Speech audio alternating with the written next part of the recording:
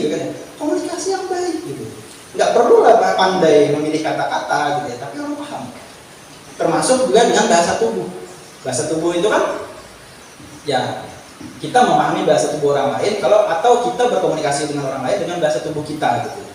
Nah, kadang kan kita misalnya dengan wajah kita ketika orang lain bicara gitu kan ya, wajah kita misalnya seperti ini gitu ya, tanda kan ada yang dipertanyakan gitu kan, tanda yang padahal kita kan komunikasi sama dia gitu.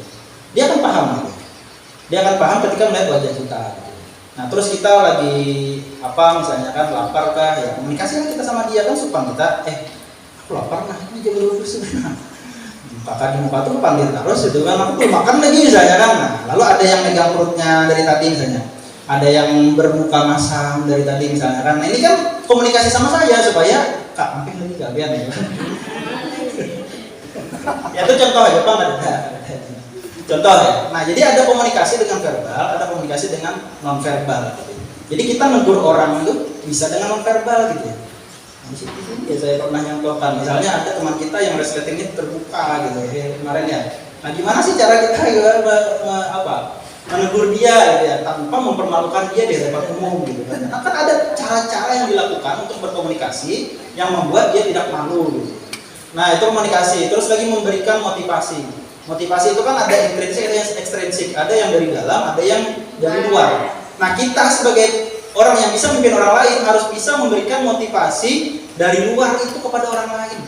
Ketika teman kita kena masalah, ketika teman kita menghadapi persoalan hidup, ketika teman kita misalnya menghadapi persoalan di dalam hubungan percintaannya dan lain sebagainya, ya kita harus bisa memberikan dorongan supaya dia tidak drop, supaya dia tidak patah hati, supaya dia tidak mengalami traumatik yang tinggi ya, sehingga kalau bermasalah dengan urusan percintaan tadi dia misalnya sampai meyakinkan dirinya pada kadang-kadang kawin lagi, kadang-kadang kawin gitu. Kalau kawin lagi itu suah kawin sudah ya Allah. Nah ya itu motivasi dorongan itu perlu diberikan gitu ya, supaya kita membuktikan bahwa kita bisa memimpin dia, kita bisa memengaruhi dia.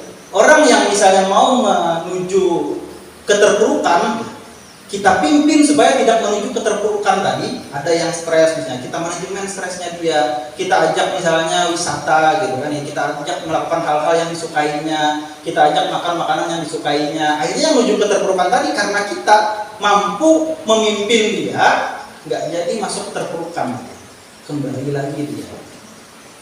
Kan nyaman aja, orang patah hati itu bawai melakukan hal-hal yang dia sukai.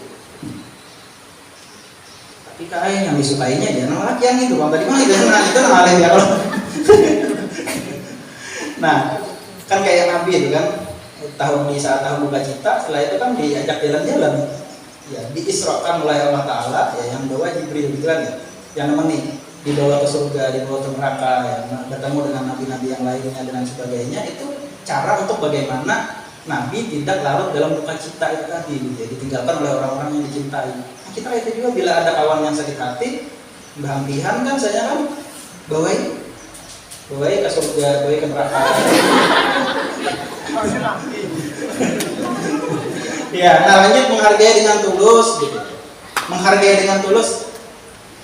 Langkah untuk menghargai orang lain yang sederhana adalah yang pertama mengingat nama orang lain. Mengingat nama orang lain. Yang kedua adalah menanggapi pesan dengan segera. Balas chat itu bila cepat itu menghargai, bila lambat itu kan menghargai. Bila hadapan orang yang lambat terus balasnya chatan seorang tuh paham lagi, sadar diri ya Allah. Jangan memaksakan diri ya Allah. Nah lambat itu artinya tidak menghargai. Kalau ada alasan. Ini lambat karena nyupir misalnya kan 4 jam perjalanan misalnya, nyupirnya dalam 4 jam perjalanan ini hanya kebalasi karena hanya sampai ke rumah. Itu pasnya membalas, berarti ini kada menghargai kita, karena itu kan salah. Kita yang kada memahaminya gitu kan. Nah, menanggapi pesan dengan segera, yang kedua, mengingat nama orang lain, pertama menanggapi pesan dengan segera, yang kedua, yang ketiga, membuat atau menganggap hal yang penting bagi orang itu menjadi penting juga bagi kita. Ya. Kalau dia tuh sayang sama tasnya misalnya, Jangan hendak tasnya disipak-sipak. Kita anggap tasnya itu penting juga. Ya saya ngawal pulpennya misalnya kan, berarti kita anggap pulpennya itu penting juga. Jangan hendak diinjak dan kita dikembalikan. Ini sayang dengan sandalnya misalnya, karena sandalnya adalah pemberian orang yang dicintainya misalnya.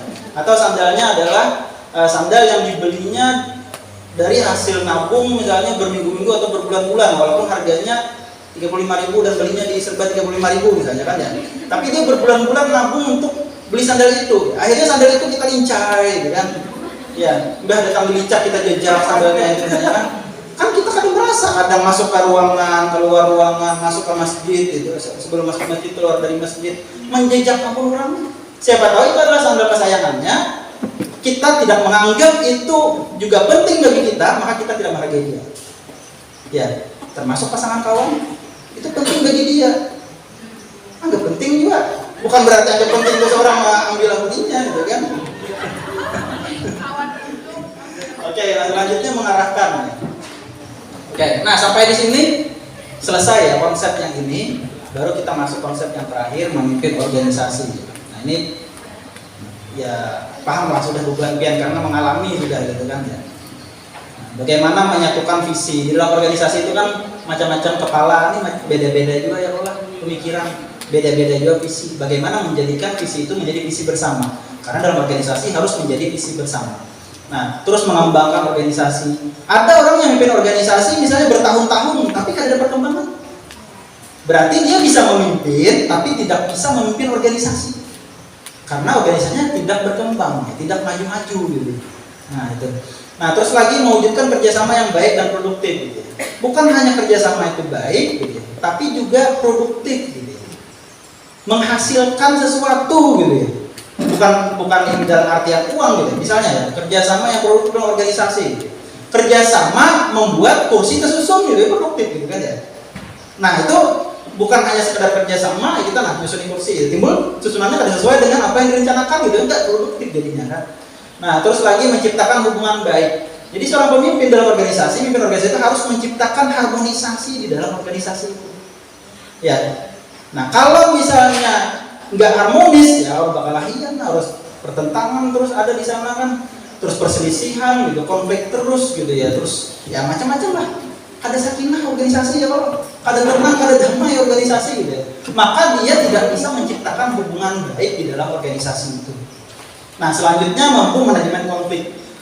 Manajemen konflik ini bukan hanya meredakan atau menyelesaikan konflik, tapi juga ketika misalnya air itu sangat tenang dalam organisasi ini, maka buat bergelombang supaya ada gairah. Gitu. Kalau di air tenang kan nggak adrenalin nggak naik gitu kan ya. Coba yang harusnya ini kan naik ya. Jadi kalau organisasi itu ada ayam aja, itu kan bagus banget. Kan bagus juga. Kayak rumah tangga itu ada ayam aja ya. Itu bagai sayur tanpa garam ya. Hambar. Konflik itu kalau bisa dimanajemen, maka konflik akan membesarkan organisasi. Makanya organisasi-organisasi yang besar mesti banyak konflik di dalamnya. Tapi catatannya konfliknya bisa diselesaikan. Tapi kalau konfliknya tidak bisa diselesaikan ya hancur. Begitu juga rumah tangga.